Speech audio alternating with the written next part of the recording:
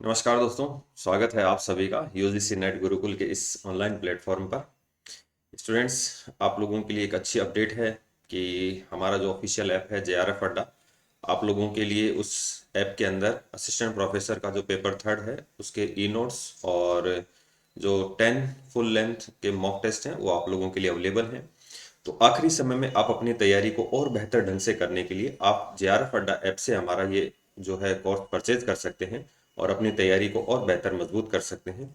इसके अलावा ऐसे स्टूडेंट्स जो यूजीसी नेट दिसंबर की तैयारी कर रहे हैं उनके लिए पहले से कोर्स अवेलेबल है और इसमें आप लोगों के लिए पेपर फर्स्ट और पेपर सेकंड दोनों आप परचेज कर सकते हैं, जिसमें आप लोगों के लिए डेली अपडेट टेस्ट हैं, जिसमें आप लोगों के लिए फ्री मॉक टेस्ट भी हैं, फुल लेंथ टेस्ट हैं, इसके अलावा पीडीएफ अवेलेबल है आप लोगों के लिए।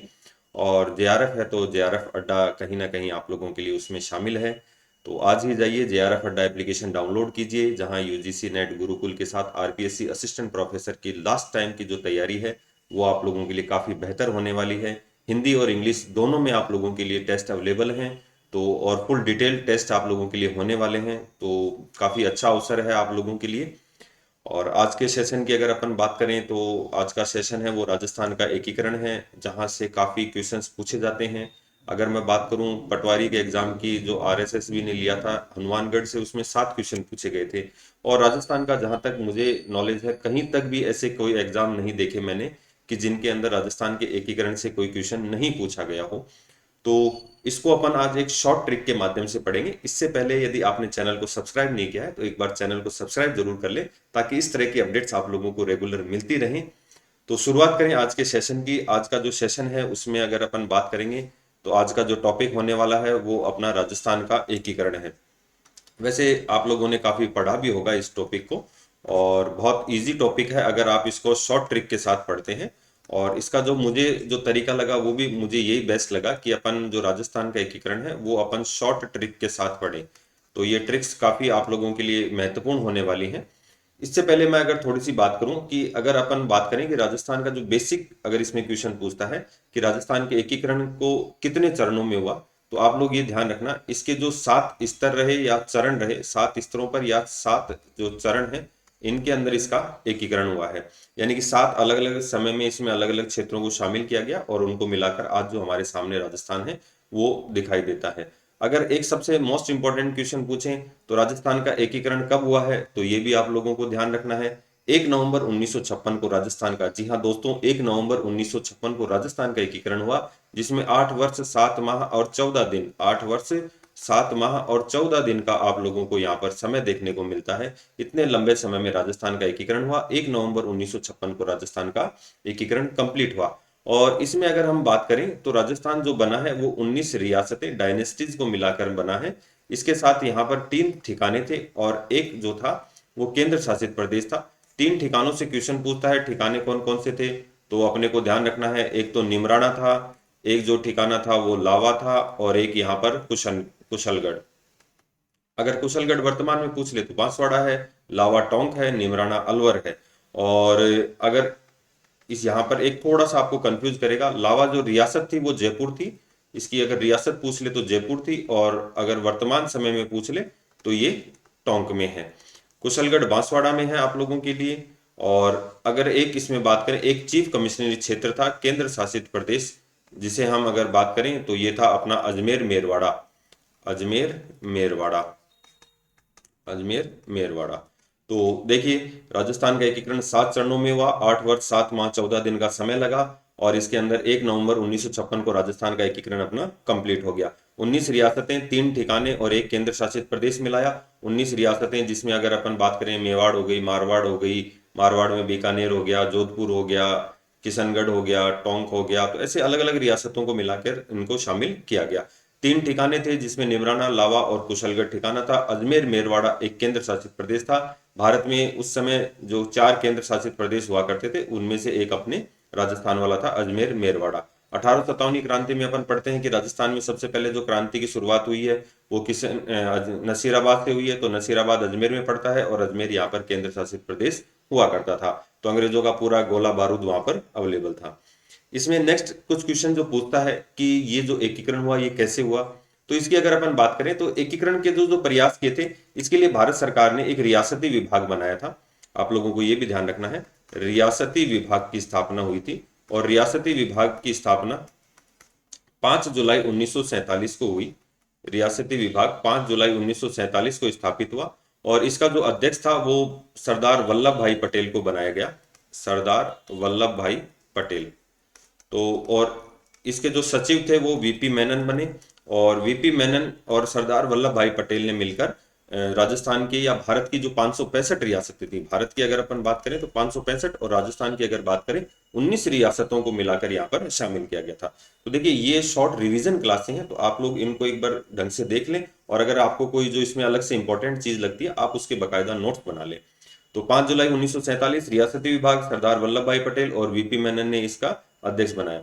अपन बात करें भारत स्वतंत्रता अधिनियम 1947, भारत स्वतंत्रता अधिनियम 1947 जो रियासतों के साथ संधि थी अंग्रेजों की कि युद्ध के समय या किसी संकट के समय दोनों एक दूसरे का सहयोग करेंगे। 1947 का जो भारत शासन अधिनियम आया तो इस अधिनियम की जो धारा 16 थी वो ये कहती थी कि अब अंग्रेजों का और जो राजाओं के बीच में संधि थी वो समाप्त हो गई है। राजा चाहते हैं तो भारत में शामिल हो जाएं, राजा चाहें तो पाकिस्तान में शामिल हो जाएं या स्वयं को स्वतंत्र रख लें। यानी कि अंग्रेज भारत के 565 जो टुकड़े और करने वाले थे, लेकिन ये तो सरदार वल्लभ भाई पटेल जिन्हें लौह पुरुष कहा जाता है, इनका प्रयास रहा कि इन्होंने एक भारत को बनाने का जो है अखंड भारत का जो सपना संजोया था उसको पूरा किया।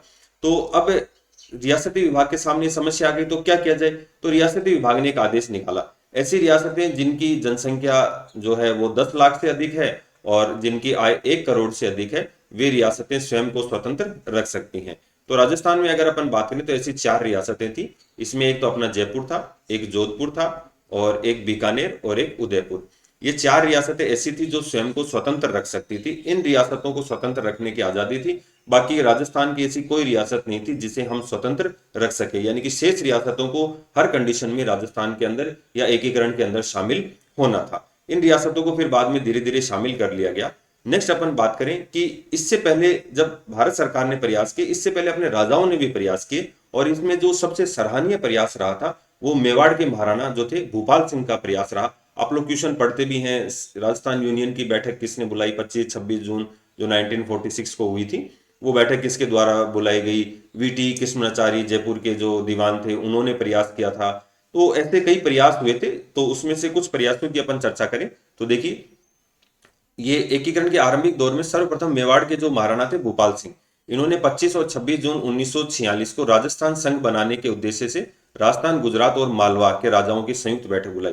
ये मोस्ट इंपॉर्टेंट है, बहुत बार पूछा क्वेश्चन जाता है कि राजस्थान, गुजरात और मालवा के राजाओं की संयुक्त बैठक किसने बुलाई, तो मेवाड़ महाराणा भूपाल सिंह ने। कब बुलाई? 25-26 जून 1946 को। किसका प्रयास किया? राजस्थान यूनियन का प्रयास किया जिसमें 22 राजा शामिल हुए। इसके बाद इन्होंने जो प्रसिद्ध जो संविधान में थे के एम मुंशी को अपना संवैधानिक सलाहकार नियुक्त किया और इन्होंने एक सम्मेलन आयोजित किया फिर उदयपुर में 23 मई 1947। ये तारीख आपको याद रखनी है। 23 मई 1947 को इन्होंने जो सम्मेलन बुलाया उसमें कहा कि चेतावनी दी कि यदि हम लोगों ने मिलकर अपनी रियासतों की यूनियन नहीं बनाई तो सभी रियासतें जो प्रांतों के समकक्ष नहीं है निश्चित रूप से समाप्त हो जाएंगी। यानी कि ये भारत सरकार में इनको शामिल कर लिया जाएगा और बिल्कुल सही बात थी कि यहाँ पर इनको भारत सरकार के अंदर शामिल कर लिया गया था। तो 23 मई 1947 की आप लोगों को ये तारीख याद रखनी है। नेक्स्ट अपन बात करें जयपुर के महाराजा जो थे मान सिंह सेकंड, इनके दीवान थे सर वीटी कृष्णाचारी। ये क्वेश्चन पूछता है, इसको नाम को दोनों को याद रखना है कि के एम मुंशी किसके संवैधानिक सलाहकार थे, तो के एम मुंशी मेवाड़ महाराणा भूपाल सिंह के। मान सिंह के जो दीवान थे या प्रधानमंत्री थे सर वीटी कृष्णाचारी, इन्होंने भी एक सम्मेलन बुलाया और इन्होंने जो है यहाँ पर भी राजस्थान बनाने का प्रयास किया। इसके अलावा अगर अपन बात करें बांसवाड़ा था, बांसवाड़ा के शासकों द्वारा जो है वागड़ संघ बनाने का प्रयास किया गया। कोटा के शासक जो भीम सिंह थे इनके द्वारा हड़ौती संघ बनाने का प्रयास किया गया। तो ऐसे क्या है अलग अलग प्रयास किए गए लेकिन वो प्रयास सफल नहीं हो पाए। इसके बाद भारत सरकार द्वारा जो है वो प्रयास किए गए। उन प्रयासों को अपन एक शॉर्ट ट्रिक के माध्यम से फटाफट चर्चा कर लेते हैं। अगर कोई आपसे पूछे कि राजस्थान का एकीकरण कितने चरणों में हुआ है तो अपने को ध्यान रखना है कि राजस्थान का जो एकीकरण हुआ है वो 7 चरणों में हुआ है। सबसे पहली जो बात है, राजस्थान का जो एकीकरण है वो 7 चरणों में यहाँ पर कंप्लीट हुआ है। ठीक है, आप थोड़ा रिवीजन के हिसाब से इसको पढ़ना, फटाफट अपन थोड़ा सा कर भी लेते हैं इसको रिवाइज। तो राजस्थान का जो एकीकरण है वो कितने चरणों में? 7 चरणों में यहाँ पर कंप्लीट हुआ है। तो 7 चरणों की अगर अपन बात करें तो सबसे लास्ट वाला चरण मैंने आपको बता दिया कि राजस्थान का एकीकरण कब कंप्लीट हुआ है, तो आप लोगों को ध्यान रखना 1 नवंबर 1956। 1 नवंबर 1956 राजस्थान का एकीकरण समाप्त हुआ है। शुरुआत कब पूछ ले तो शुरुआत का आप लोगों को याद रखना है 18 मार्च 1948। ये 2 तारीखें आप लोग शुरुआत और अंत, इसके बीच का जो समय है वो 8 वर्ष 7 माह और 14 दिन का यहाँ पर समय लगा। 18 मार्च 1948 और 1 नवंबर 1956 के बीच का जो समय है वो ये रहा।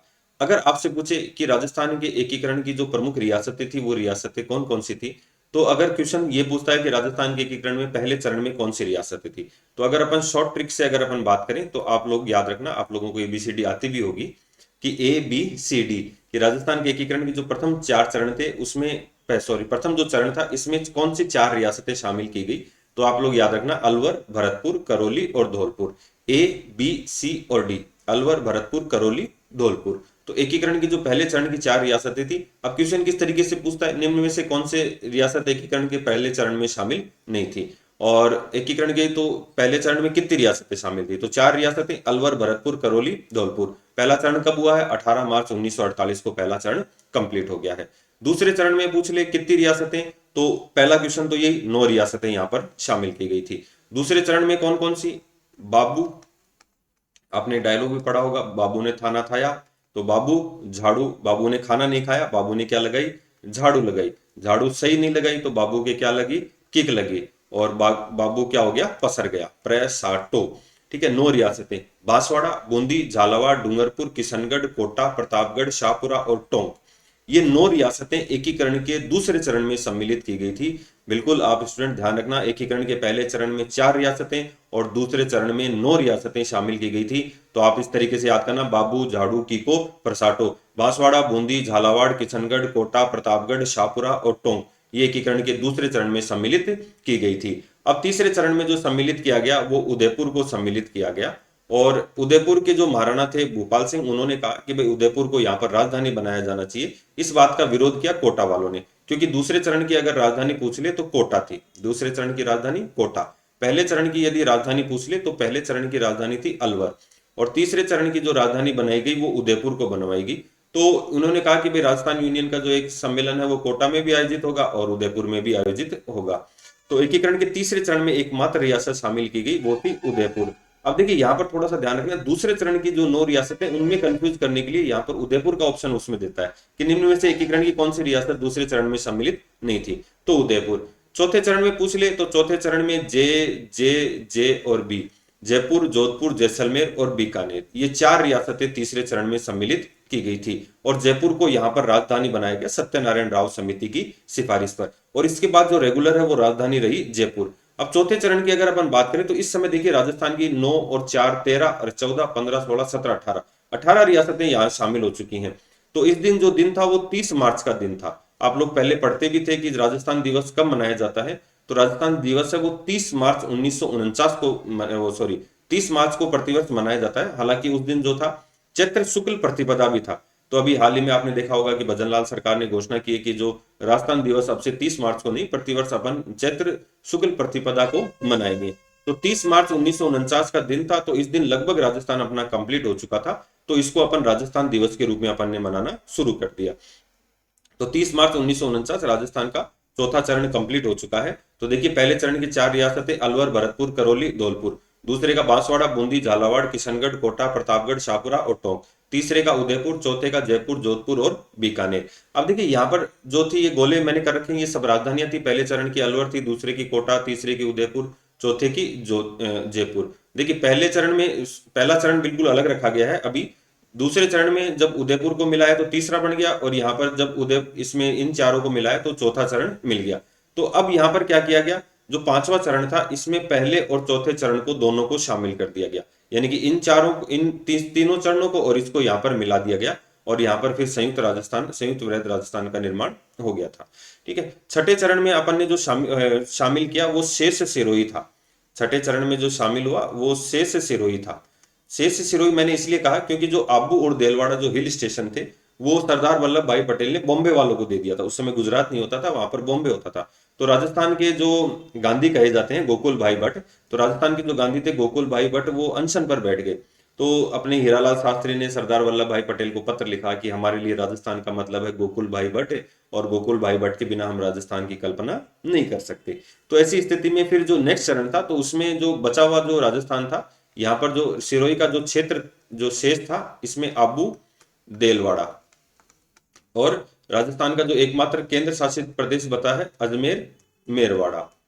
और एक अपन ने एमपी से और लिया, ये याद रखना कि सुनील टप्पा जो है वो टप्पे खाते हुए आया था एमपी से, तो यहाँ पर सुनील टप्पा को अपन ने 7वें चरण में सम्मिलित कर दिया। तो पहले चरण में 4 रियासतें, अलवर, भरतपुर, करौली, धौलपुर। दूसरे चरण में बांसवाड़ा, बूंदी, झालावाड़, किशनगढ़, कोटा, प्रतापगढ़, शाहपुरा और टोंक। तीसरे चरण में उदयपुर। चौथे चरण में जयपुर, जोधपुर, जैसलमेर और बीकानेर।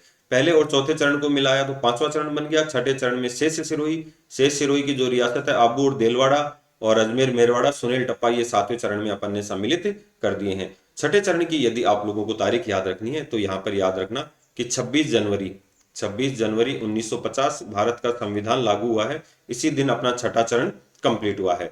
अगर 30 का आधा करें तो अपन यहाँ पर 15 ये मई 1949 ये राजस्थान जो है दिवस के लगभग 2 महीने बाद, 1.5 महीने बाद 15 मई को जो है अपना 5वां चरण हुआ है। जो दूसरा चरण है ये 7 दिन बाद ही हो गया। ठीक है, ये 7 दिन बाद ही हो गया। और ये 1 महीने बाद हुआ है तीसरा चरण, 18 अप्रैल 1948। तो 3:48 में है, 2:49, 1:50 और 1:56। इसी तरीके से याद करने, 3:48, 2:49, 1:50 और 1:56। ठीक है, 18, 25, 18, 30, 15 और 26 जनवरी 1950, 1 नवंबर 1956। तो इस तरीके से अपने राजस्थान का एकीकरण है जो 7 चरणों में कंप्लीट हुआ। पहले चरण की राजधानी अलवर, दूसरे की कोटा, तीसरे की उदयपुर, चौथे की जयपुर, और इसके बाद लगातार जो राजधानियां रही हैं वो जयपुर ही यहाँ पर राजधानी रही है। तो उम्मीद करता हूँ कि ये वाली बातें जो अपन ने की हैं वो आप लोगों को समझ में आई होंगी। अभी थोड़ा सा पार्ट और बाकी है कि इसके अंदर अब क्या क्या किया गया आगे। नेक्स्ट अपन बात करें कि 7 चरणों के, अब एक तो देखिए बांसवाड़ा के जो शासक थे चंद्रवीर सिंह ने जो इस पे हस्ताक्षर किए थे इंस्ट्रूमेंट ऑफ एक्सेशन पे, अधिमिलन पत्र पर, तो इन्होंने कहा था कि मैं अपने डेथ वारंट पर हस्ताक्षर कर रहा हूँ, क्योंकि इनकी रियासत जा रही थी। तो इन्होंने कहा कि मैं अपने डेथ वारंट पर हस्ताक्षर कर रहा हूँ। सबसे पहले जो शासक किए थे वो अलवर के जो शासक थे तेज सिंह, उन्होंने राजस्थान के एकीकरण पे सबसे पहले शासन किए थे। ये कुछ इंपॉर्टेंट फैक्ट्स आप साथ के साथ याद रखना। नेक्स्ट अपन बात करें कि जो पहला जो चरण है, अब इसमें क्या है, इनके नामकरण रखे गए, 7 चरणों के नाम रखे गए। तो जैसे अगर पहले चरण की अगर अपन बात करें कि पहले चरण का क्या नाम रखा गया, तो इसका ध्यान रखना, पहले चरण का मत्स्य संघ नाम रखा गया। और ये जो मत्स्य संघ जो नाम रखा गया ये के.एम. मुंशी के कहने पर रखा गया। ये के.एम. मुंशी के कहने पर रखा गया। दूसरे चरण का जो है वो पूर्व राजस्थान नाम था, या इस समय राजस्थान शब्द का अपन ने प्रयोग कर लिया था लेकिन मान्यता नहीं मिली थी। तीसरे चरण का जो नाम रखा गया वो संयुक्त नाम रखा गया। चौथे चरण का आप लोगों को नाम याद रखना है, इसको वृहद राजस्थान कहा गया। 5वें चरण में देखो अपन ने पहले और चौथे को मिलाया, तो इसलिए अपन ने इसको यहाँ पर संयुक्त वृहद राजस्थान कह दिया। छठे चरण में जो भारत का संविधान लागू हो गया था 26 जनवरी 1950, तो राजस्थान शब्द को संवैधानिक मान्यता दे दी है। तो छठे और 7वें चरण में सेम हो जाएगा राजस्थान। तो मत्स्य पूर्व संयुक्त वृहद संघ यहाँ पर अपने लिए, या संघ या राजस्थान शब्द का प्रयोग यहाँ पर फाइनल हो गया है। तो पहले चरण का नाम है के.एम. मुंशी, किसके कहने पर रखा, वो पहले चरण का नाम मत्स्य संघ किसके कहने पर रखा गया, तो के.एम. मुंशी के कहने पर रखा गया। जयपुर को जो राजधानी बनाई गई, ये राजधानी बनाई गई थी सत्यनारायण राव समिति की सिफारिश पर जयपुर को राजधानी बनाया गया था। इसके अलावा जैसे अपन बात करें कि अनेक विभागों का भी डिवाइडेशन हुआ था। खनन विभाग जो है वो अपन ने उदयपुर को सौंपा। अपन ने अपना जो हाई कोर्ट है, ये अपन ने जोधपुर को सौंप दिया था, मतलब इनकी स्थापना यहाँ की जाएगी। कृषि विभाग है ये अपन ने भरतपुर को सौंप दिया, और वन विभाग अपन ने कोटा को सौंप दिया। नेक्स्ट अपन बात करें जो शिक्षा विभाग है, आपने देखा होगा आज भी बीकानेर में है। तो ऐसे अपन ने जो विभिन्न विभाग थे इनका भी डिवाइडेशन कर दिया। तो ये सब जो डिवाइडेशन हुआ ये सत्यनारायण राव समिति की सिफारिश पर हुआ। एक चीज और ध्यान रखना कि भरतपुर और जो धौलपुर की जनता थी, भरतपुर और धौलपुर की जनता ये भाषा के आधार पर यूपी में मिलना चाहती थी, लेकिन शंकर देवराय समिति का गठन हुआ, और शंकर देवराय समिति के गठन के बाद ये डिसाइड हुआ कि भरतपुर और धौलपुर राजस्थान में ही शामिल किए जाएंगे। ठीक है, क्योंकि ब्रजवासी क्षेत्र थे यहाँ पर। इसके अलावा अपन बात करें कि जो 7 चरणों के उद्घाटन करता थे, 7 चरणों के उद्घाटनकर्ता। तो अपने को ये भी याद रखना है, और लगभग सातों के नहीं है, ये शुरुआती 4 जो चरण है ये इंपॉर्टेंट है। तो इसमें ये आप लोग याद भी रखना कि जैसे पहले चरण का जो उद्घाटन है ये किसके द्वारा किया गया, तो पहले चरण का जो उद्घाटन है ये आप याद रखना कि 4 अलग अलग हैं। तो एक तो एन.वी. गॉडगिल, एन.वी. गॉडगिल जो केंद्र सरकार में मंत्री थे। दूसरे चरण का भी उद्घाटन एन.वी. गॉडगिल, ठीक है। तीसरे का जो था चाचा, जिन्हें हम आज बाल दिवस भी है, नेहरू। और चौथा चरण था ये पटेल। तो ये 4 चरण, गॉडगिल, चाचा, पटेल। तो राजस्थान के एकीकरण के दौरान जो इनके उद्घाटन हुए थे वो किसके द्वारा किए गए थे, तो पहले चरण का जो उद्घाटन है वो एन.वी. गॉडगिल, और दूसरे चरण का जो उद्घाटन है वो भी एन.वी. गॉडगिल। तो शॉर्ट तरीके से याद कर लेना, गॉडगिल, चाचा, पटेल। पटेल में जिसमें सरदार वल्लभ भाई पटेल खुद आए थे चौथे चरण का उद्घाटन करने। फिर अपन बात करें, उस समय मुख्यमंत्री का पद नहीं हुआ करता था, प्रधानमंत्री का पद हुआ करता था। तो एकीकरण के जो पहले चरण के जो प्रधानमंत्री बनाए गए थे वो शोभाराम कुमावत। दूसरे चरण के गोकुल भाई असावा, दूसरे चरण के जो थे वो गोकुल असावा। तीसरे चरण के जो थे माणिक्यलाल वर्मा, माणिक्यलाल वर्मा। और जो चौथा चरण था ये हीरालाल शास्त्री। तो हीरालाल शास्त्री फिर आगे जाके राजस्थान के पहले प्रधानमंत्री, वो मुख्यमंत्री भी बने थे। फिर अपन बात करें एक इनका जो राज प्रमुख का जो पद हुआ करता था, वो राज प्रमुख किसे बनाया गया, तो पहले चरण का जो था ये उदय भान सिंह धौलपुर, उदय भान सिंह धौलपुर। पहले चरण का जो उद्घाटन हुआ था वो भरतपुर में हुआ था, क्योंकि तेज सिंह को महात्मा गांधी जी की हत्या के आरोप में गिरफ्तार किया गया था। दूसरे चरण का भीम सिंह कोटा, भीम सिंह कोटा। तीसरे चरण का मेवाड़ महाराणा भूपाल सिंह। और चौथे चरण का जो उद्घाटन था मान सिंह सेकंड। ठीक है, एक यहाँ पर ध्यान रखना कि जो ये भूपाल सिंह थे ये राजस्थान के एकमात्र महाराज प्रमुख भी रहे हैं, महाराज प्रमुख। और मान सिंह हैं जो आजीवन राजस्थान के राज प्रमुख रहे हैं, क्योंकि 1 नवंबर 1956 जब 7वां संविधान संशोधन हुआ था, तो इसमें जो राज्यपाल का पद प्रारंभ हो गया था, और राजस्थान के जो पहले राज्यपाल बने थे वो गुरुमुख निहाल सिंह बने थे।